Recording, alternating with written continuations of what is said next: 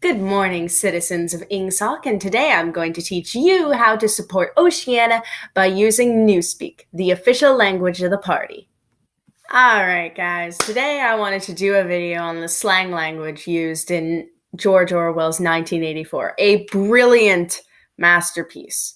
I've looked at other videos explaining Newspeak, but they all either drag on with long pauses or use text instead of text and speech, or they're just plain boring. Well, here's Haley making your day a little more unboring than it was before. That's not actually Newspeak, but it sounded like it. So first, let's look at what Newspeak is. Newspeak is the official language of Ingsoc. That doesn't mean everyone speaks it. It's mostly used in propaganda, although it is less of a language and more of a set of slang terms. However, these slang terms are real, official, and everyone knows their meaning. Not to mention, they predicted by 2050, everyone would be speaking Newspeak as their primary spoken language instead of just writing it. Only the party members use Newspeak in grammatical constructions, however. Next, let's look at why Newspeak was created. Ingsoc likes to control its people. That's pretty obvious, but it doesn't like to control them physically, but rather mentally. And what better way to do so? Remove words that aren't necessary and replace them with Newspeak. You can also do the same thing with long joint words. Ingsoc itself is a Newspeak term, the English Socialist Party. And see, doesn't Ingsoc just seem easier to say than that? Newspeak was meant to give a medium of communication to devotees of Ingsoc, but also to make all other modes of thought impossible. The intention was, once Newspeak was adopted and Old Speak thrown out the window, any thoughts diverging from Ingsoc's principles would be literally unthinkable, as far as thoughts rely on words. Plus, a large majority of the population are proles, uneducated, and basically workers. This makes everything easier to understand for the proles. Don't you understand? Party's just trying to help. Now we should discuss the grammar of Newspeak. Newspeak gives exact meanings to all expressions, but also excludes any other meanings that damn my amateur script writer. But also excludes all other meanings and the possibility of arriving at one by indirect methods. Okay, I got a lot of this stuff from an essay that Orwell did himself, and I'm gonna be honest, the words they used back in 1940 were freaking long and hard to understand. So I've basically taken the essay and simplified it. You're welcome. This is not copyright. Anyway, Newspeak chiefly does this by eliminating words and creating new ones. If it keeps a word, it will change its meaning and use to fit party's want, how the party wants it used. For example, the word free still exists in Newspeak, but it can only be used in phrases like, this field is free of bugs, or this dog is free of lice. There's no mention of political freedom because it does not exist. Therefore, there's no need to have a name for it. After all, political freedom never existed. The party says it never existed, so it never existed. No word that could be removed was allowed to survive. Newspeak was designed not to extend, but to diminish the range of thoughts by cutting the choice of words down to a minimum.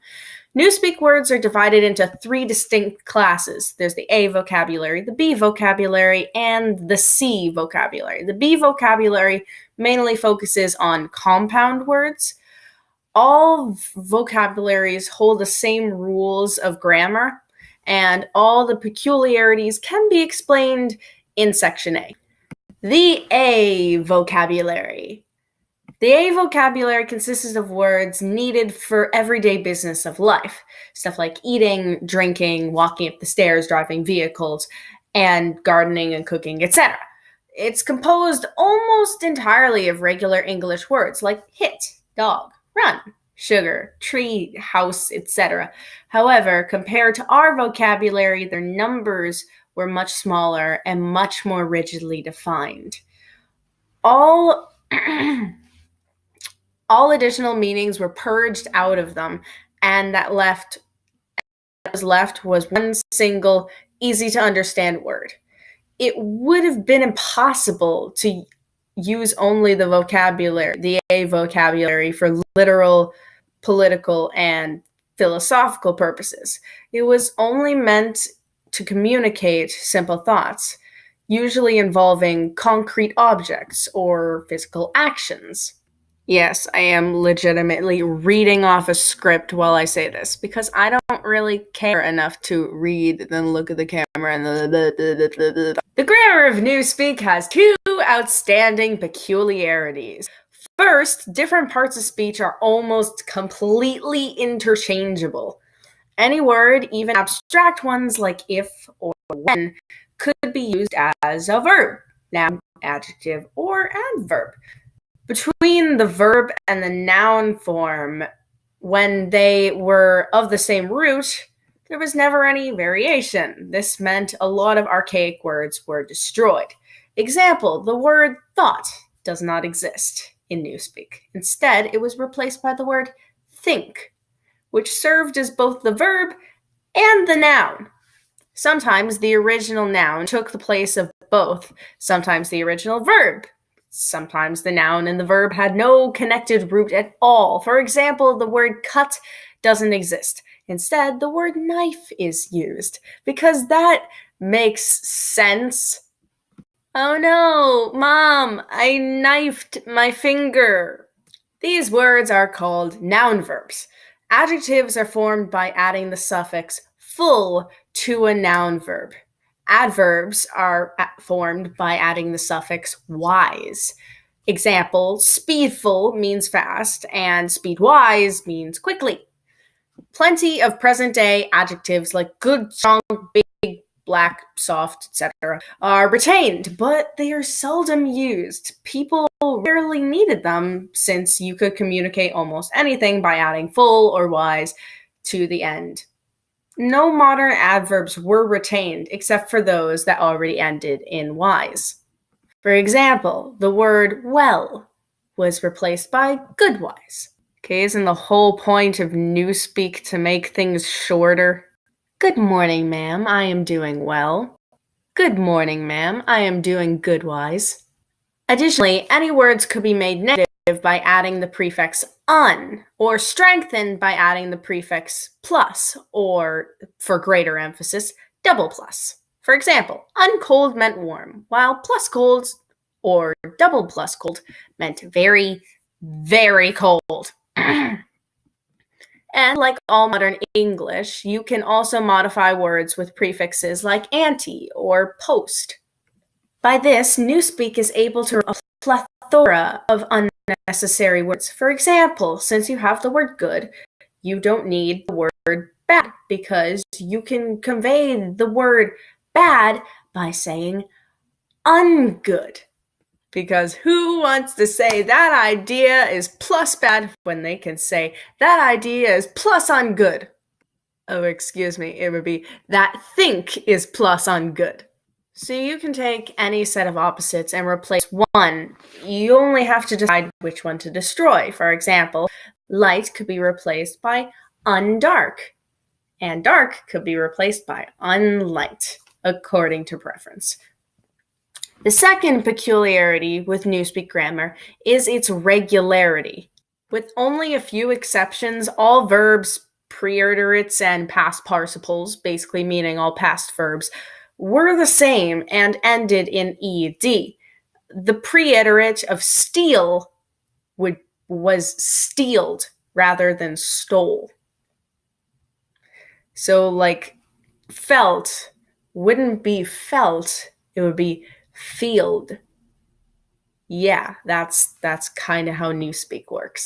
The preiterate of think was thinked rather than thought. This is how the rest of the language works, and every word like swam, brought, spoke, taken, etc. were removed.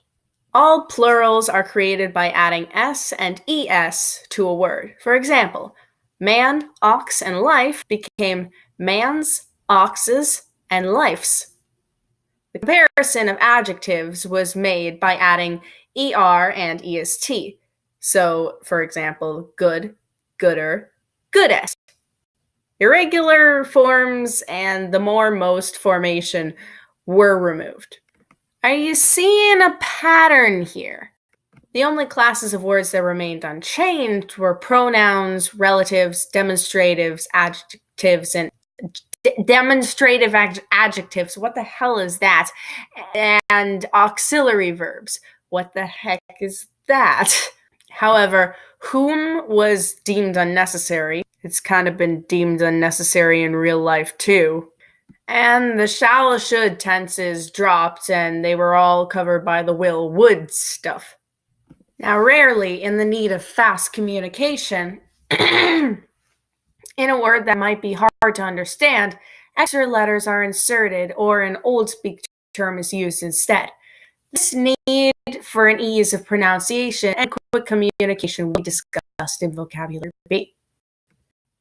The B vocabulary. Honestly, my favorite vocabulary.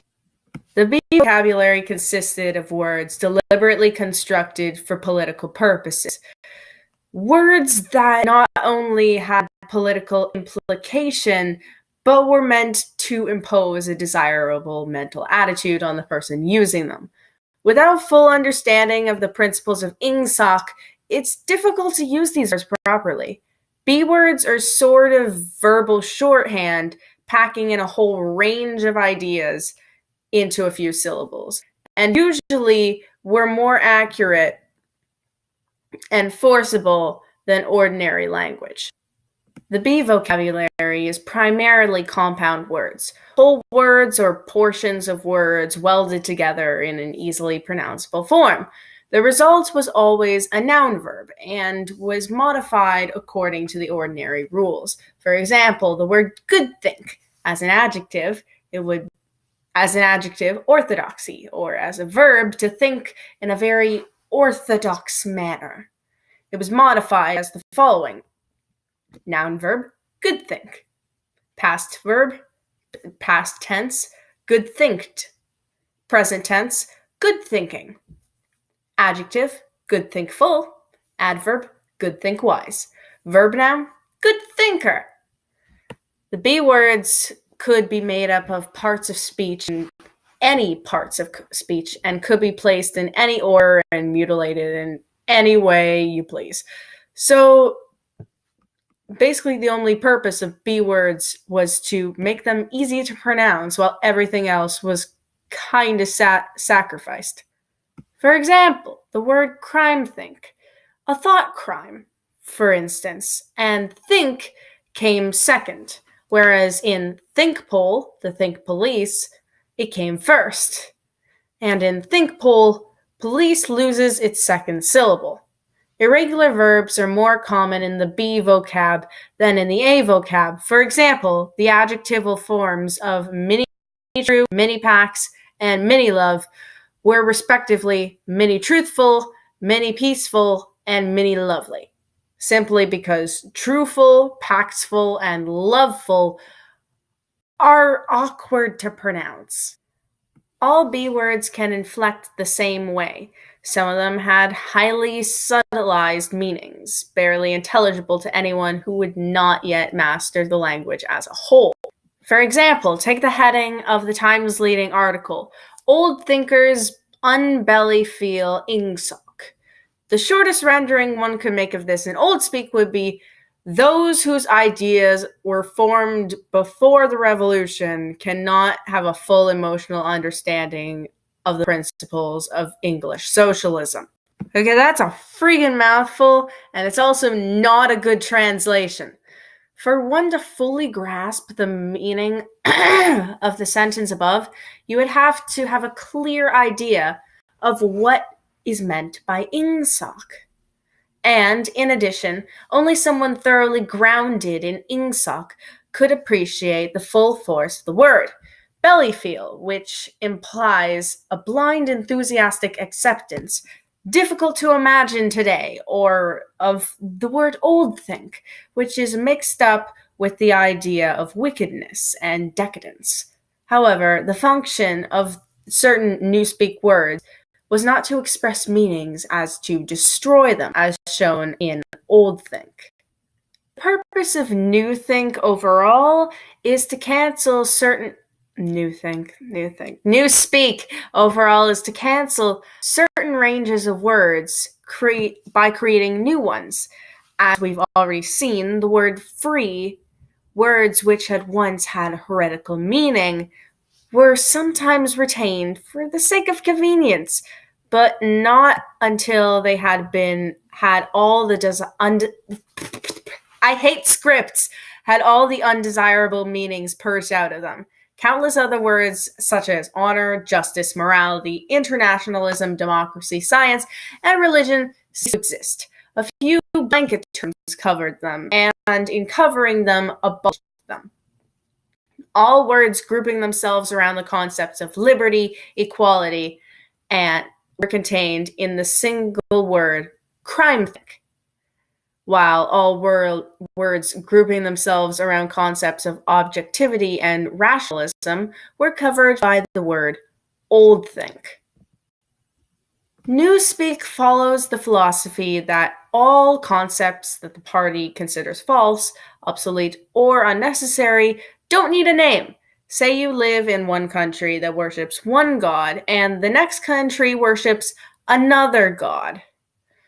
You don't need to know that the other country's god is named Osiris or Hera, because other gods besides yours are false gods. In the same way, a party member knows what is good conduct, and using generalized terms, he knew what kind of immoral conducts there were. For example, his sex life was regulated by the two Newspeak terms, sex crime, sexual immorality, and good sex, chastity. Sex crime covers all sexual misconduct, fornication, adultery, homosexuality, and normal intercourse for the sake of it. There was no need to separate them by different terms, since they were all equally deserving blame and all punishable by death. In the C vocabulary, which consisted of scientific and technical words, it might be necessary to give specialized names to certain sexual derivations, deviations. My own writing sucks, but a normal citizen would have no use for these words, so they don't know them, and they're not important to you either. The party member knows what good sex means. Having intercourse solely for the purpose of having children and no other fooling around. All other things were sex crime. Newspeak made it rarely possible to follow a heretical thought beyond the fact that it was heretical. Beyond there, the necessary words were non-existent. No word in the B vocabulary was ideologically neutral. Many are euphemisms, such as Joy Camp, aka Forced Labor Camp, or Mini-Pax, Ministry of Peace, i.e. the ministry that concerns itself with war. These words mean the complete and exact opposite of what they appear to mean. Other words, however, are displayed in blunt and contemptuous understanding of the real nature of oceanic society. Example, prole feed, a steady stream of mindless entertainment used to distract and occupy the masses. That is a word that people generally use for it, and it seems pretty blunt to me. Other words are contradictory, having the word good when applied to the party, and bad when applied to its enemy. All words with political significance and otherwise in the B vocabulary were all shorthanded amalgamations of existing words. Names of ministries, departments, countries, whole groups of people, etc., were all shorthand. This wasn't because it was easier to say Orwell actually took a little bit of inspiration from countries and politics of the early 20th century. In politics, shortened words are commonplace, especially in totalitarian regimes. Some real-world examples are Nazi, derived from the German word Nationalsozialismus, which translates to National Socialism. Gestapo, derived from the German word Geheime Staatspolizei, which translates to Secret State Police. Comintern, which means Communist International, and Agitcorp, Russian word borrowing English words agitation and propaganda. These words were adopted instinctually, but in Newspeak, they were used with a conscious purpose. It was perceived that by abbreviating a name, one subtly altered its meaning. Comintern brings to mind a different image than Communist International. After all, the point of Newspeak is to make speech easy with little to no thinking. That is the literal meaning of the word duckspeak, meaning to voice political orthodoxies without thinking, literally to quack like a duck. The C vocabulary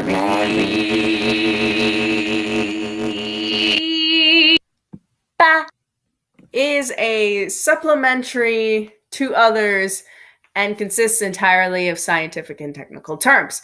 They are derived from the same roots as the scientific terms today, but still had rigid meaning, and they follow the same grammatical rules as the other words and were rarely used in everyday speech or political speeches. One scientist would be familiar in terms concerning his fields, but not in others. And there was no way of expressing the function of science as a habit of mind. There is no word for science. Any meaning that could possibly bear being already sufficiently by the word ingsoc has been. Evidently, in Newspeak, it is clear that expression of unorthodox opinions above a very low level was impossible. It was, of course, possible to utter heresies of a very crude kind. It would have been possible to say, Big Brother is ungood. But this couldn't be explained or reasoned by using reasoned argument because the necessary words aren't available. Ideas that went against ingsoc could only be entertained in vague, wordless forms that could only be named in vague, broad terms, which combined and condemned whole groups of heresies without defining them in doing so. In fact, one could only use Newspeak for unorthodox purposes by unofficially translating some of the words back into Old Speak. And once again, I'm being pulled away for sweets. Yep. You gotta be delicious fish. Alright, I'm back. Where were we? Alright. You could only use Newspeak for unorthodox purposes by unofficially translating some of the words back into Old Speak. For example, all mans are equal as a possible Newspeak sentence, but it would only translate into all men are red-haired as an Old Speak sentence. The phrase isn't grammatically incorrect, but expresses clear untruth. The saying, all men are equal of size, weight, and race, a metaphorical meaning has been stripped away. The idea was that a child growing up with Newspeak as his only language would never know that equal had a second meaning. And here were many crimes he would be unable to commit because they were nameless and therefore unthinkable.